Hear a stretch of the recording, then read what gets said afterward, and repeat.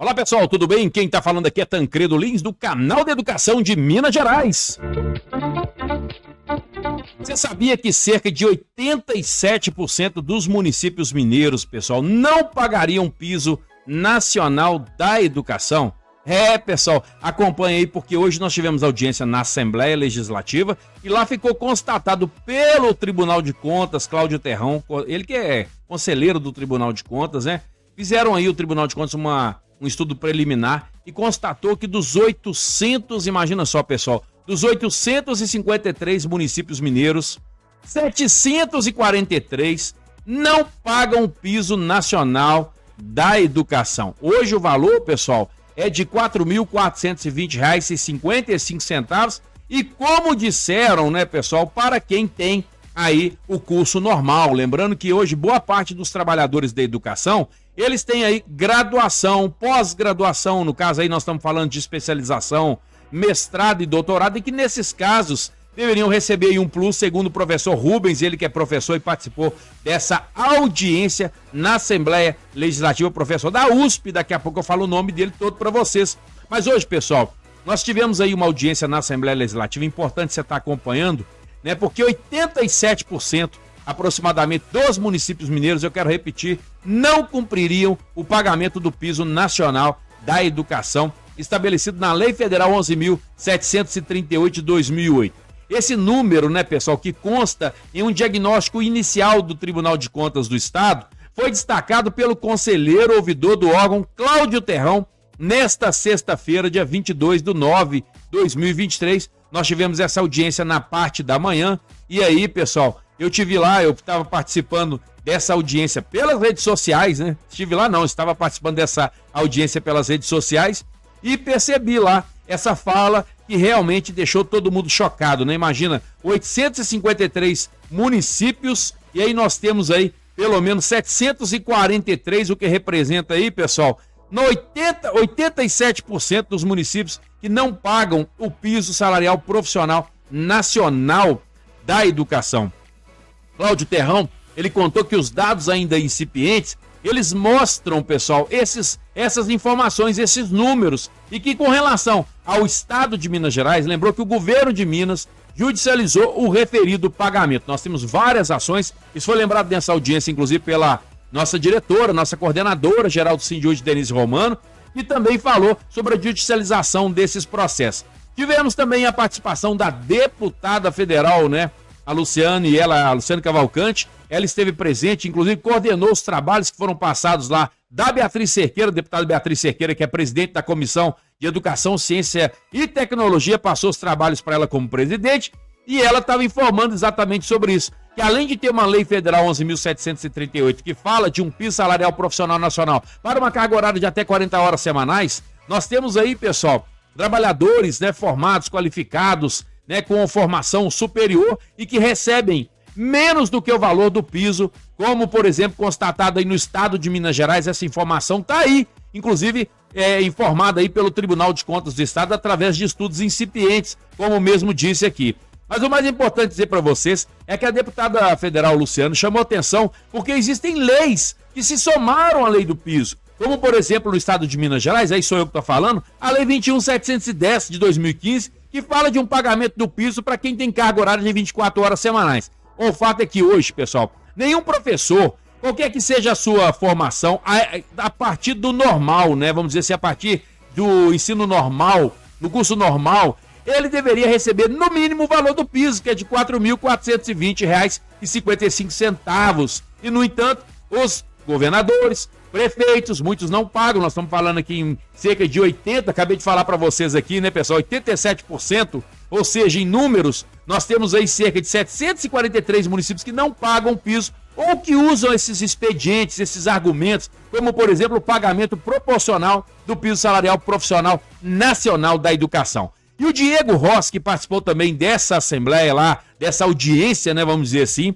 ele também comentou que as pessoas têm o costume de achar que o Fundeb é a única fonte de receita, né, para o pagamento do piso, que não é verdade, que existiriam em outras fontes de arrecadação, outras fontes de pagamento. E a Luciane também colocou dois pontos importantes que eu quero destacar para vocês aqui nesse momento. Acompanhe comigo!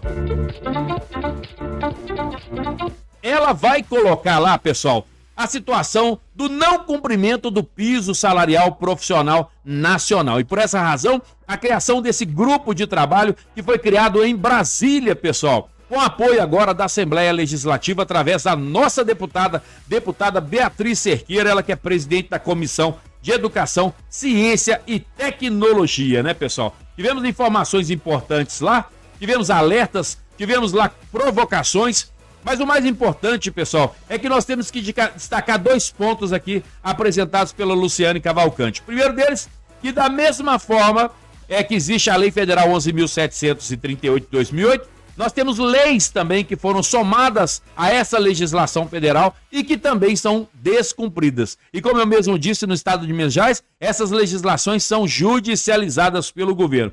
E outro ponto que ela destaca é que você não precisa de ter somente o recurso do Fundeb, mas que você também, não tendo recursos em caixa, você pode fazer complementação com o governo federal. Portanto, não haveria justificativa para o não pagamento do piso salarial profissional nacional da educação. Nós tivemos participações importantes lá, inclusive membros, pessoal, da Advocacia Geral do Estado foram convidados. Nós tivemos convites também para o Tribunal de Justiça, porque esse processo está judicializado. E aí eu vou mostrar para vocês agora, nesse momento, um resumo dessas falas importantes lá na Assembleia. Mas para continuar aqui, pessoal, é importante destacar também outras falas, como por exemplo, a fala lá do nosso companheiro Lucas Carneiro, ele que é lá do Ministério Público Federal, né, promotor de justiça, integrante do grupo de trabalho interinstitucional do Fundef e do Fundeb, da primeira Câmara de Coordenação e Revisão do MPF, Lucas Carneiro, salientou a importância da valorização dos profissionais da educação. E ele enfatizou que o pagamento do piso é constitucional e, portanto, deve ser seguido. Ele explicou que a revogação da lei do Fundeb em 2020 foi um dos motivos que levou ao questionamento do pagamento do piso nacional e que não tem, em sua opinião, nenhuma sustentação jurídica. Ele diz o seguinte, entre aspas, a nova lei do Fundeb, quando modificou a antiga, só revogou expressamente a lei do Fundeb e não o piso nacional, pessoal. Situação do Estado e do país. A coordenadora-geral do Sindiúti, Denise Romano, lembrou que depois de anos de luta para regulamentar o piso nacional no Estado em 2015, isso foi conquistado através da Lei 21.710, como eu mesmo havia dito para vocês agora há pouco. Essa foi uma das melhores do país para tratar de toda a categoria com regras claras, pessoal, essa lei importantíssima. Nós tivemos também lá, pessoal, a secretária de Formação da Confederação Nacional dos Trabalhadores da Educação, senhora Marta Vanelli, que vai dizer o seguinte, ó, ela defendeu o cumprimento integral da lei e lembrou que o estabelecido para o piso diz respeito ao valor mínimo a ser recebido pelo profissional com formação na modalidade normal, com uma jornada semanal de 40 horas. Profissionais com outros níveis de formação, como especialização, deveriam ganhar mais, pessoal. O chamado plus, mais do que isso, como salientou. Da mesma forma, concordou com ela o professor da Faculdade de Educação da Universidade de São Paulo, Rubens Barbosa. Vamos acompanhar comigo agora, pessoal, essa atividade que aconteceu na Assembleia Legislativa. Um pequeno resumo para que vocês possam acompanhar. Lembrando que esse é o primeiro vídeo, nós teremos mais, porque foram mais de 3 horas de audiência na Assembleia Legislativa e não dá para compor tudo para vocês aqui nesse momento. Então, acompanhe comigo na tela para você.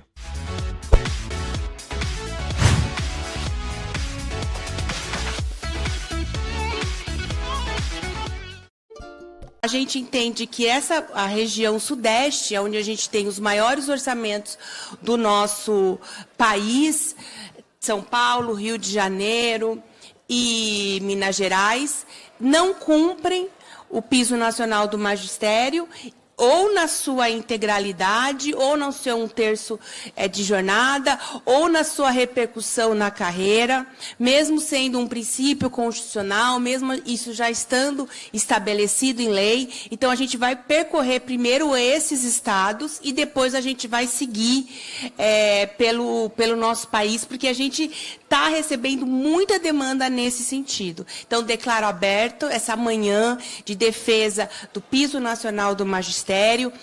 Daqui a pouco, quando eu puder fazer uma apresentação maior, eu vou colocar o nosso plano de trabalho para que todo mundo tenha ciência. Estou muito feliz de saber que o Tribunal de Contas do Estado está aqui presente, porque a gente considera um parceiro necessário, também é corresponsável pela fiscalização e acompanhamento. Nós já abrimos um diálogo no Tribunal de Contas da União, que já também repercutiu isso com os outros tribunais, para que haja, de fato, uma fiscalização nisso, que é o mínimo e que a gente luta desde 2008 para que ele, de fato, aconteça na valorização dos nossos profissionais. A gente tem muita gente importante para falar, que tem o que dizer. Lembrando que, para 40 horas semanais, esse ano, o piso nacional do magistério está no valor de R$ 4.420,55.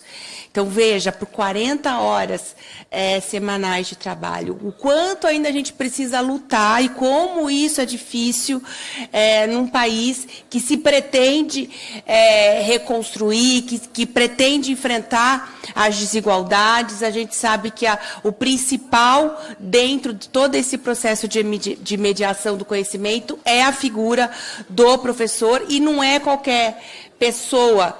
São as mulheres que fazem a educação pública do nosso país acontecer. Então, tem esse recorte de gênero, de raça, e toda essa dificuldade de valorização, ela perpassa essas questões de opressão que são estruturais e históricas no nosso país. Então, o piso, ele está na Constituição como um dos princípios da Constituição, dos princípios da educação, e em 2008 foi feita essa lei, a Lei 11.738, que implementa o piso nacional do magistério, e que é uma lei que ela tem que ser cumprida por todos os estados. Esse é o efeito prático dessa lei. E não necessitaria e não necessita de uma lei estadual ou municipal para que ela seja cumprida. E muitas vezes a gente, num movimento político de reforçar essa luta, a gente ainda aprova mesmo assim essas leis que também são descumpridas. Aí eu já falei. Uma outra questão muito importante, que também é matéria de questionamento, é que, caso os municípios e estados não possuam, de fato, recursos para cumprir a lei do piso nacional do magistério, ele pode pedir uma complementação do MEC, desde que ele abra suas contas e comprove que ele não tem, de fato, esses recursos. E esse é uma garantia muito importante para a gente pensar nas dimensões do nosso país, nas dificuldades que a gente enfrenta, e que precisa ser também reconhecida como um dispositivo que é legal e que é impositivo. Então, como que a gente pensou esse nosso grupo de trabalho? A gente iniciou pelo diagnóstico, onde a gente está recebendo denúncias. A gente tem um mapa interativo que vai fazer a coleta desses dados.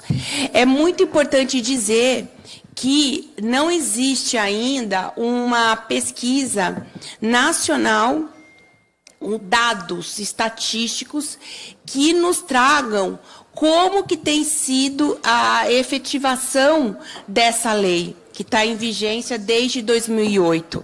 O Tribunal de Contas da União, nós estivemos em audiência com o ministro Dantas, não possui aí a gente fez essa solicitação, inclusive, que eles fizessem esse estudo estatístico.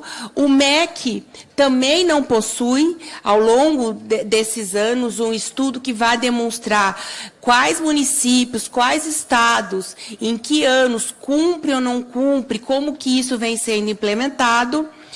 E o censo, a gente esteve no INEP, também dialogando, um dos temas foi sobre essa pauta, também não tem. Então, é muito importante, quando a gente pensa que nós estamos num período histórico de reavaliação do Plano Nacional de Educação, que nós vamos aprovar, tá na mesa do presidente da Câmara Federal, um Sistema Nacional de Educação, que a gente tenha dados até para a gente poder fazer a avaliação das políticas públicas. Pensando que uma das metas do Plano Nacional de Educação é justamente a valorização dos seus profissionais. Então, isso é algo que nos chama muito a atenção e a gente começou a fazer esse mapeamento. Temos alguns dados já do Estado de Minas Gerais, que no final da apresentação a gente vai mostrar.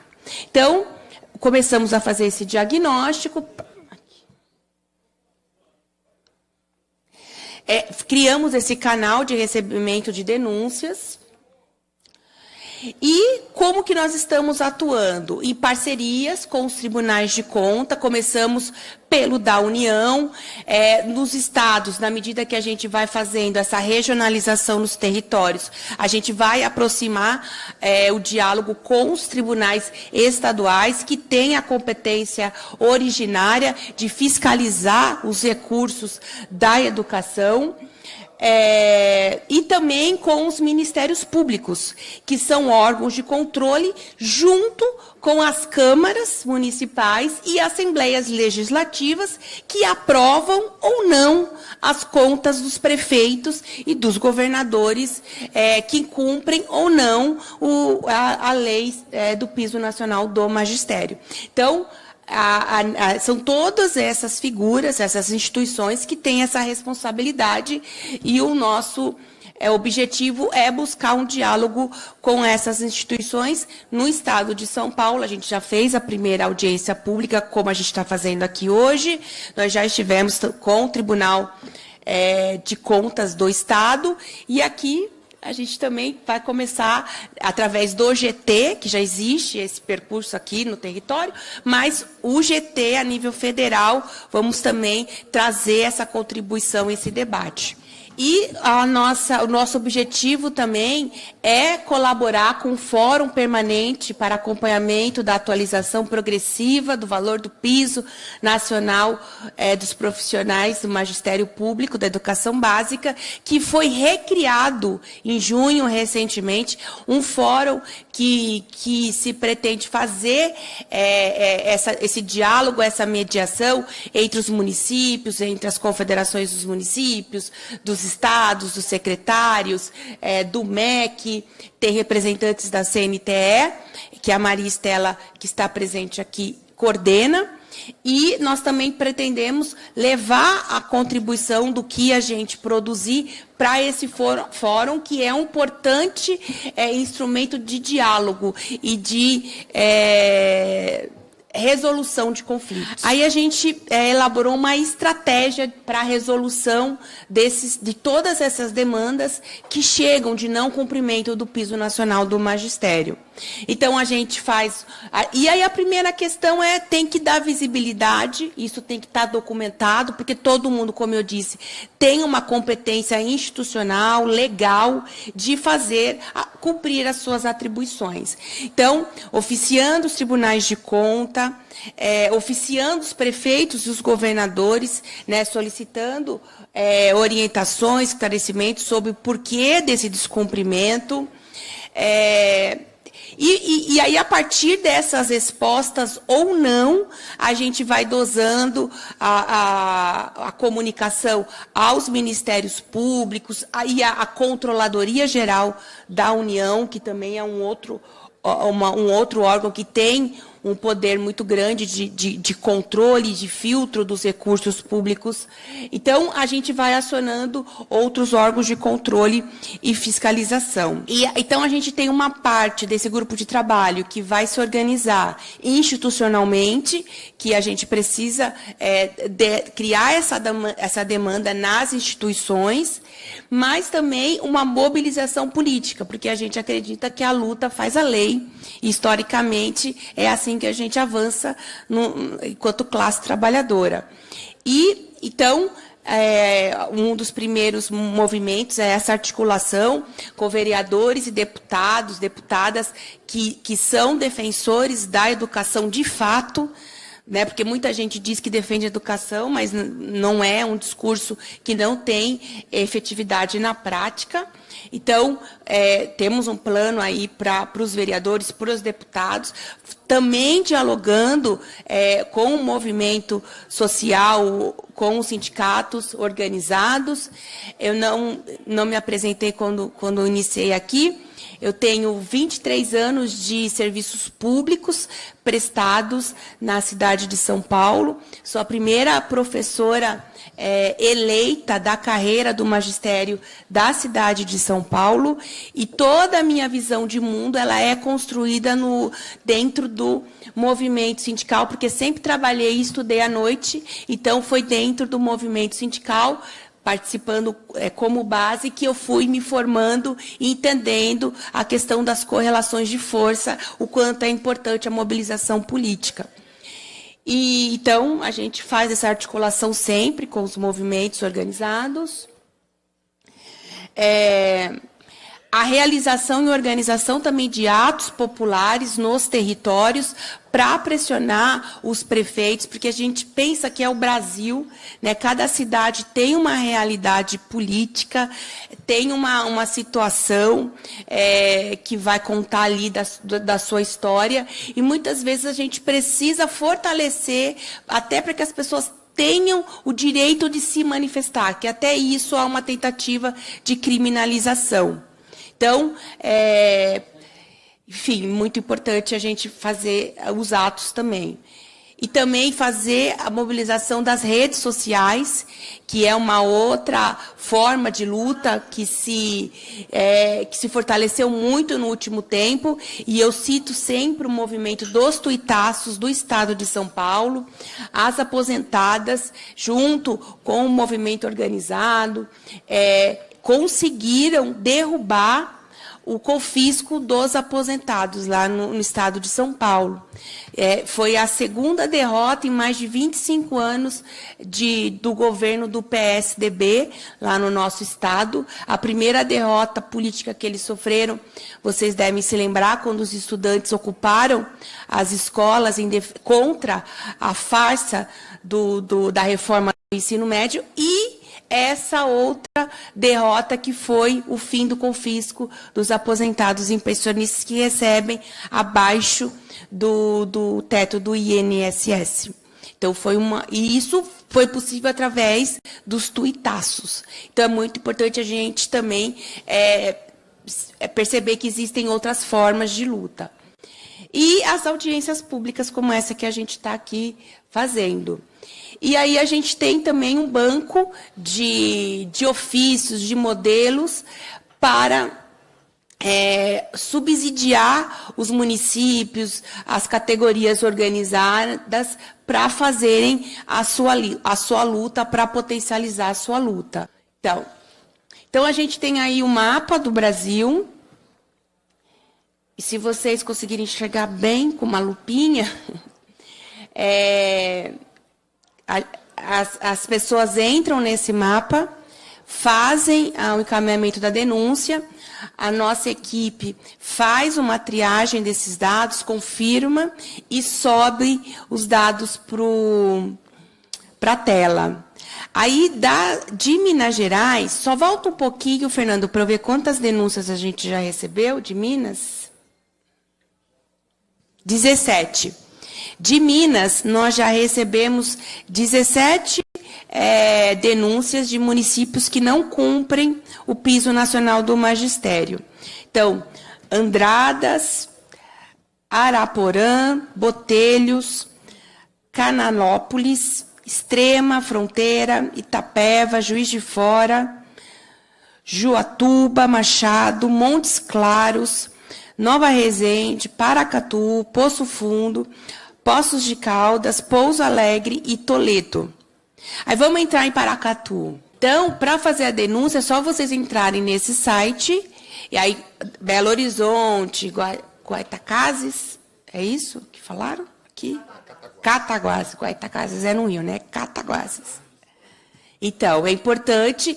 Por quê? Porque a gente precisa ter esses dados. E a gente tem pedido para que, obviamente, os órgãos responsáveis pelos controles, pelo controle e fiscalização tenham oficialmente esses dados. Mas enquanto eles não conseguem reunir, a gente vai fazendo o nosso para mostrar a importância. O estado que mais descumpre é o estado de São Paulo, né? Que a gente tem 308 municípios que não pagam o piso nacional do magistério. Esse é o formulário, quando vocês entrarem no site, para preencher, para enviar os dados das cidades que não cumprem. Então, é muito importante que todos os municípios de Minas Gerais e o estado de Minas não cumprem, tem que entrar ali e fazer a denúncia para a gente poder ter esses dados e fazer esse debate lá no nosso grupo de trabalho. Aí tem os dados de Paracatu.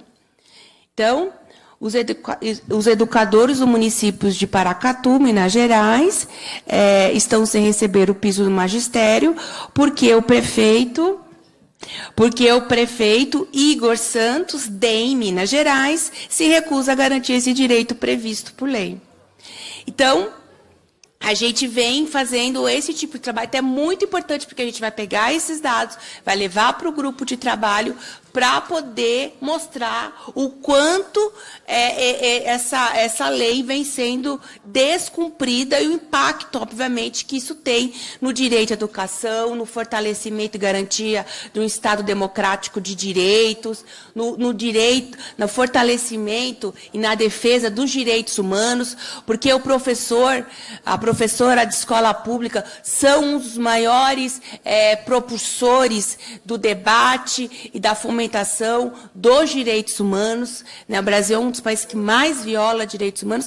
Então, é muito importante que a gente tenha essa valorização e esse mapeamento. Pode parecer coincidência, mas eu fico muito feliz, né, com essa iniciativa, porque o Tribunal de Contas do Estado de Minas Gerais, né, ele já vem fazendo esse levantamento para saber, no nosso âmbito aqui, quais os municípios que não cumprem com o piso da educação. É um projeto que está em andamento, uma fase ainda, vamos dizer assim, estruturante. Fizemos esse levantamento com base no ano de 2022, né, para nossa surpresa, há um indício de um volume expressivo de descumprimento desses índices no âmbito do Estado de Minas Gerais. Para se ter ideia, ainda são números, volto a dizer, números iniciais, incipientes, né? Não podemos afirmar neste momento que este é o número de municípios que não atendem completamente ao piso nacional da educação, mas no volume dos nossos municípios aqui nós temos a indicação de que 743 municípios, né, um número muito maior do que esse inicialmente apontado, não cumprem integralmente o piso nacional da educação. No total de 853. Isso. 743. Mas, volto a dizer, né, a gente não pode utilizar...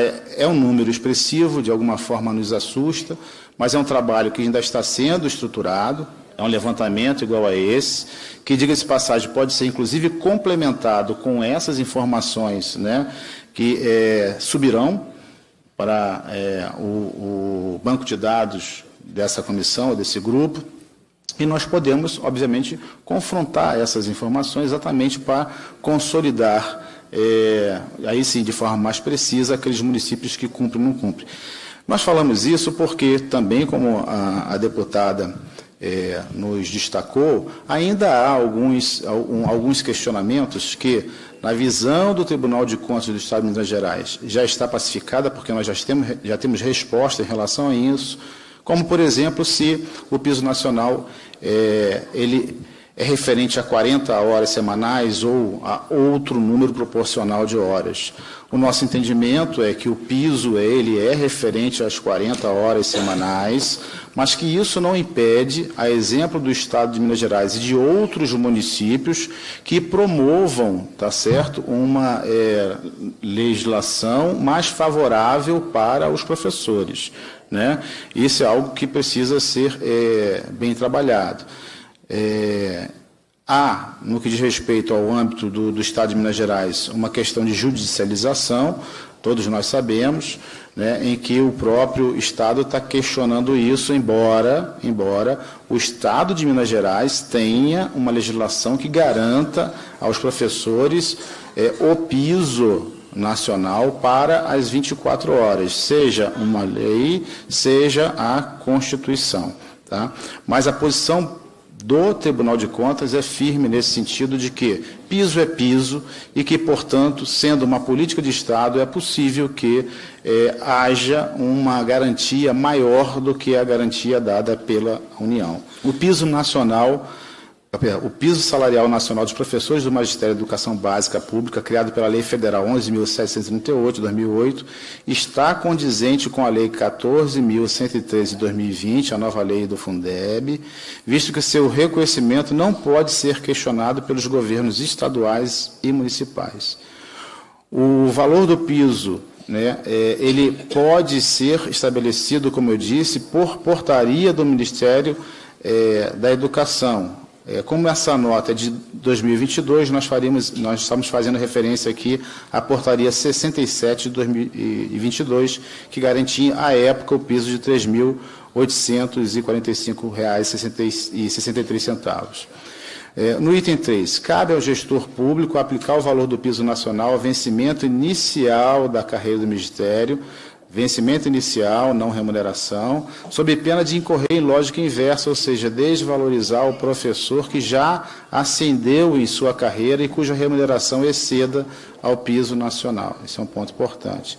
O ponto 4, cabe aos tribunais de contas verificar se a Lei 11.738 está sendo implementada adequadamente, né, nos termos da parceria que está sendo desenvolvida aqui, ou seja, se o valor do piso está sendo aplicado na base da carreira e as proporções e progressões desses servidores se dão a partir de tal remuneração, ainda que eventual correção pressupõe alteração na legislação de cada entidade federativa, municípios, estados, etc. E aqui um ponto que me parece bastante importante, né, em especial no âmbito do Estado de Minas Gerais. Aqui, âmbito do Estado, entenda-se os servidores do magistério do Estado, mas que se aplica também, ou pode se aplicar também, em relação aos inúmeros municípios do Estado. Eventual excesso aos limites de despesa com pessoal estabelecido no artigo 19 da Lei Complementar 101, após a aplicação do valor do piso nacional no início da carreira dos professores do magistério, em cumprimento ao que determina o artigo 2º da Lei 11.738, né? Nesse caso, o gestor público deverá adotar as medidas de recondução das despesas em relação ao artigo 22 e 23 da LRF, para outras carreiras. Eu vou explicar isso melhor, vou tentar traduzir esse juridiquês, né? E que cabe aos gestores públicos compatibilizar a interpretação dessas leis, com a LRF, né? Ou seja, fazer uma adequação da política nacional voltada à valorização dos professores com a lei de responsabilidade fiscal. Traduzindo isso, né, esse juridiquês empolado, o que significa dizer? Significa dizer que, ainda que o Estado de Minas Gerais tenha, vamos dizer assim, estourado as despesas, limites com o pessoal, tá certo? Ele deve cumprir o piso nacional de educação, da mesma forma que, ainda que os municípios tenham estourado os limites da LRF, eles devem cumprir o piso nacional de educação, de tal forma que qualquer necessidade de compatibilização, né, desse estouro do piso deve ser feita nos termos também da lei, a Constituição estabelece, no artigo 169, e a própria LRF estabelece. Mas o fato de Estado e municípios terem estourado, por assim dizer, os limites da lei de responsabilidade fiscal no que diz respeito a esse montante de despesa com o pessoal, não pode servir de justificativa para a implementação do piso. Nesse caso, o piso teria uma prioridade constitucional.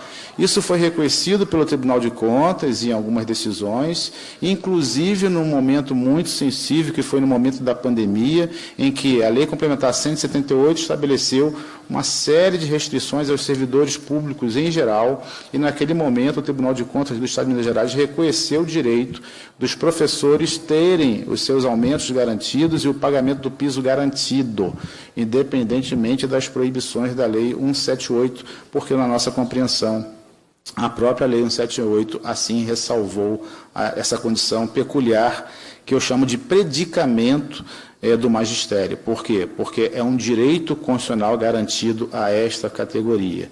Só para expor por que o piso está em risco, né? Por que nós temos um piso do magistério em risco no nosso país, em franco descumprimento, o que fez nessa atualidade nossa que isso acontecesse no nosso país, e quais são os maiores inimigos do piso do magistério, da educação pública no nosso país, para que a gente possa, então, enfrentá-los de forma precisa. E, então, eu vou me ater a questões técnico-jurídicas, que, de fato, é o que me cabe, e tentarei ser aí o mais simples possível para que se entenda. O piso nacional do magistério, ele entrou em risco de descumprimento diante de um parecer que fora publicado, que dizia que, em razão da revogação da antiga lei do Fundeb, a lei do piso deixara de existir dentro do nosso sistema. Havia sido revogada. É uma interpretação que foi acatada por muitos, mas uma interpretação sem sustentação jurídica alguma, é uma interpretação muito perigosa. Eu explico a razão. Lá no nosso piso, na lei do piso, no seu artigo 5º, parágrafo único, ali dispõe a forma de atualização do piso do magistério. E esse parágrafo único, ele remete à antiga lei do Fundeb em número de lei. Ele diz assim, eu vou ler novamente porque na última nós falamos, a atualização de que trata o caput desse artigo, ou seja, a atualização do piso salarial do profissional nacional do magistério, será calculada utilizando-se o mesmo percentual crescido de valor anual mínimo por aluno referente aos anos iniciais do ensino fundamental urbano, definido nacionalmente nos termos, e aí vem, da Lei 11.494.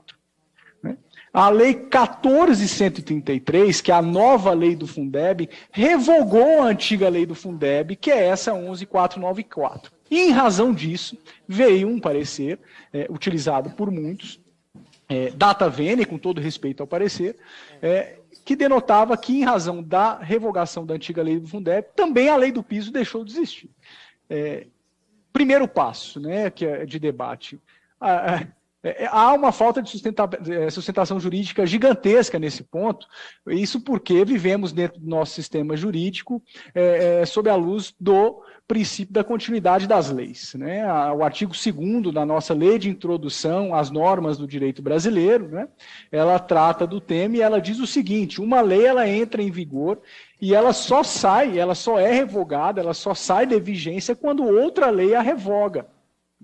Então, a não ser que ela seja uma lei temporária, claro, né? A lei do piso não é uma lei temporária. Então, a lei do piso entra em vigor e ela fica dentro do nosso sistema jurídico até que uma outra lei venha e a revogue. Como é que se revoga uma lei? Uma lei só é revogada quando outra expressamente a revoga. A gente tem dois tipos de revogação tácita e revogação expressa. A revogação expressa é quando a lei vem e diz revogo expressamente a lei número tal. Então, veja, a nova lei do Fundeb, quando ela revogou a antiga lei do Fundeb, em seu artigo 53, ela só revogou expressamente a antiga lei do Fundeb. Ela não revogou expressamente a lei do piso, ok? Então, portanto, revogação expressa não tivemos. E a segunda forma de revogação de lei é o que nós chamamos de revogação tácita. Revogação tácita é quando uma lei trata do mesmo objeto de outra lei, ou é incompatível com ela como um todo. A nova lei do Fundeb trata de financiamento da educação e Fundeb. A nova lei do Fundeb não trata em nenhum ponto de piso do Magistério Nacional. Ok? Então, portanto, revogação tácita também não tivemos. Então, essa primeira interpretação que veio à tona de que a lei do piso havia sido revogada, repito, não tem sustentação jurídica nenhuma, e na época, quando o parecer veio à tona, isso ganhou força, mas hoje, diante data vênia, repito, do absurdo jurídico e da falta de fundamentação lógica jurídica, nós acabamos por afastar isso. Eu acho que esse risco de interpretação deixou de existir, mas é importante que a gente saiba da existência dele. E outro ponto, então, que surgiu de interpretação é que o parágrafo único, artigo 5º da lei do piso, que trata da forma de atualização, deixou de ter vigência ou efeito em razão da revogação da antiga lei do Fundeb. Lembrem bem que esse artigo se remete à antiga lei do Fundeb que foi revogada.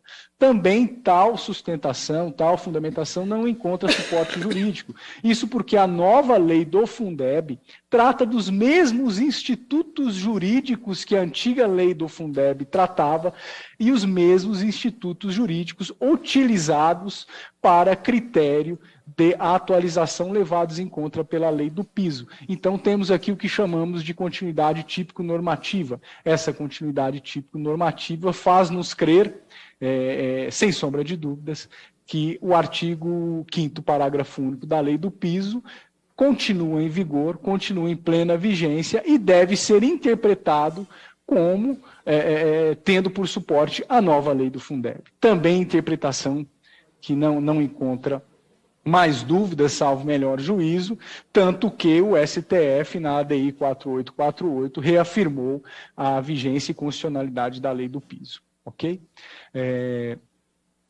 Essa foi um dos grandes riscos e aí um dos grandes inimigos da lei do piso dentro do nosso sistema.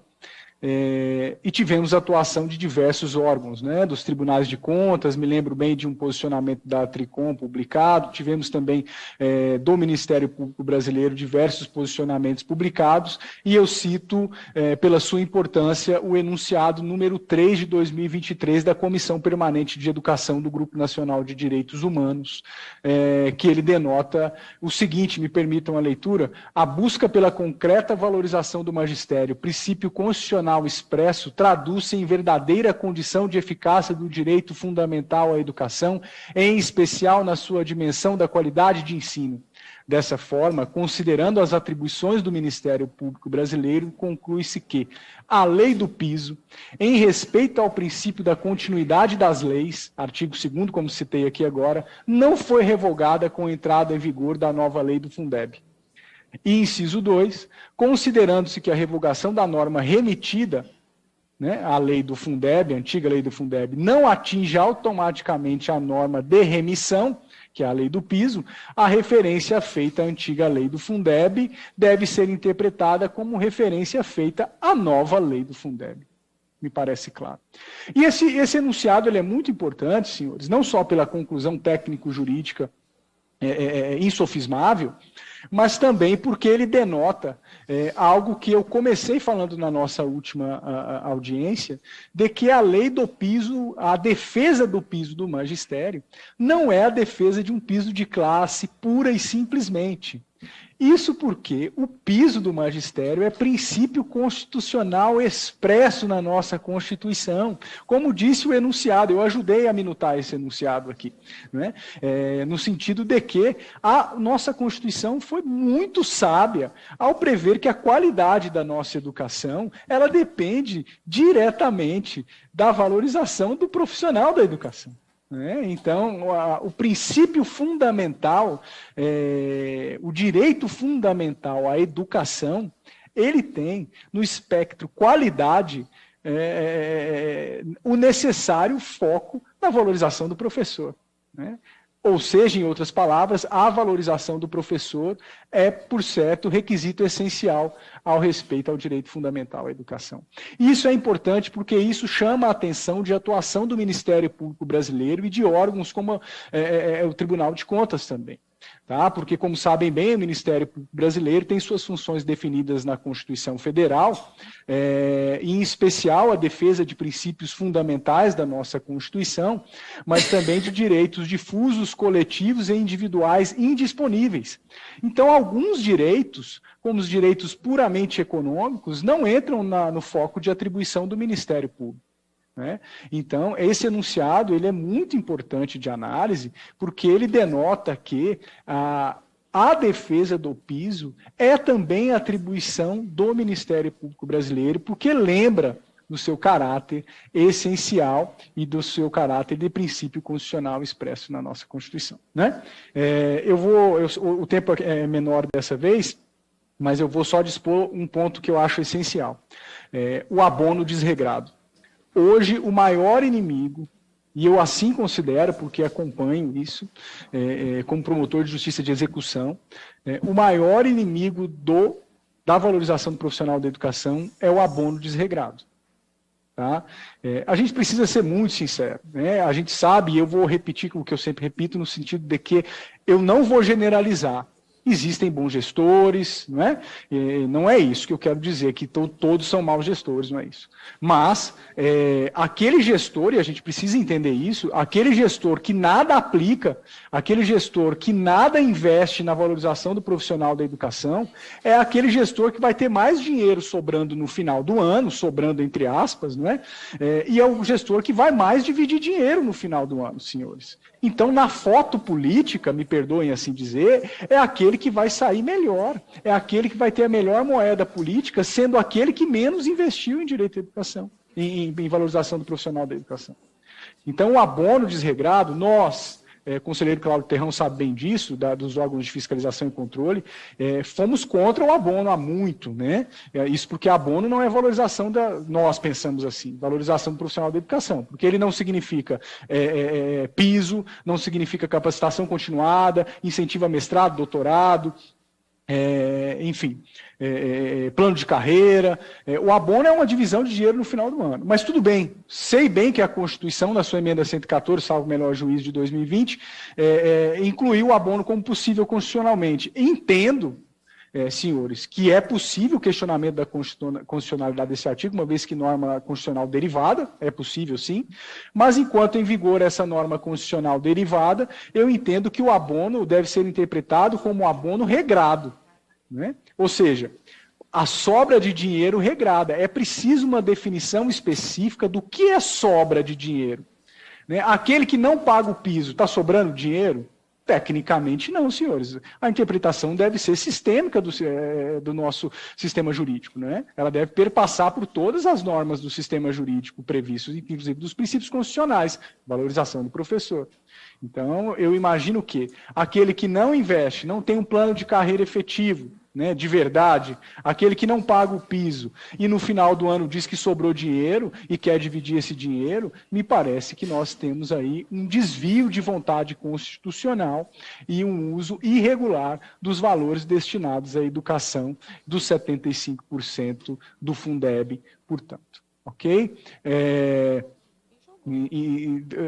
Eu vou falar eu tinha falado de 4 inimigos na vez passada, falo desses 2 principais e repito que o abono desregrado ainda porque ele incentiva a má gestão, ele incentiva o não investimento na devida valorização dos professores, e para constatar isso eu desafio os senhores a fazerem pesquisas de notícias no Google. Né? Tem notícias de mesmo município na mesma semana, e eu vi isso, na mesma semana dizendo prefeito distribui não sei quantos R$1.000 para os professores. E na mesma semana professores ameaçam greve pois não recebem piso. Olha, né? Como é que nós temos uma normativa de valorização dos professores séria se não perpassarmos por uma interpretação correta do que é o abono e do que é o abono desregrado e do que é o abono correto. Ok? E, para finalizar, denoto a importância da comissão intergovernamental, interinstitucional do Fundeb, que é aquela comissão prevista nos artigos 17 seguintes da lei do Fundeb, de reverem o seu posicionamento no que diz respeito à resolução número 1 desse ano, que trata dos critérios de aferição do cumprimento da complementação VAR 3, da condicionalidade VAR, condicionalidade número 3. Ela previu como cumprimento dessa condicionalidade, ou seja, repasses de verbas da União para aqueles municípios que mais precisam. Ela previu como critério de cumprimento fatos passados, fatos de 2017 e 2019, quando a complementação VAR surgiu em 2020 e a condicionalidade, ou seja, o requisito para se receber essa complementação da União, veio em 2020. Analisem bem, senhoras e senhores, isso eu sei que eu tenho um grande time do MEC hoje aqui presente, analisem bem essa conversa. Eu tentei entrar em contato com essa comissão e não consegui, mas é importante que pense que quando a lei do Fundeb veio e colocou esses requisitos da complementação VAR, ela quis incentivar a mudança da realidade local, ela quis incentivar o gestor de maneira premial e meritória a ter o repasse quando ele cumpre critérios de melhoria da educação local. Ela não quis punir o gestor passado e perpetuar os erros do passado, porque quando você define como critérios de aferição da condicionalidade VAR, critérios passados, portanto imutáveis, você impede que o gestor local trabalhe para a modificação daquilo e você perpetua os erros do passado, e, portanto, você não repassa dinheiro de valores da União importante, milhões, milhares de reais para determinados municípios, milhões de reais para determinados municípios, municípios que mais precisam, justamente aqueles que não conseguiram cumprir no passado e agora estão tentando cumprir. Então, essa condicionalidade VAR, da forma como está, representa um grande prejuízo à educação local e ela afeta certamente os 75%, e ela afeta, por certo, também a valorização dos nossos profissionais da educação.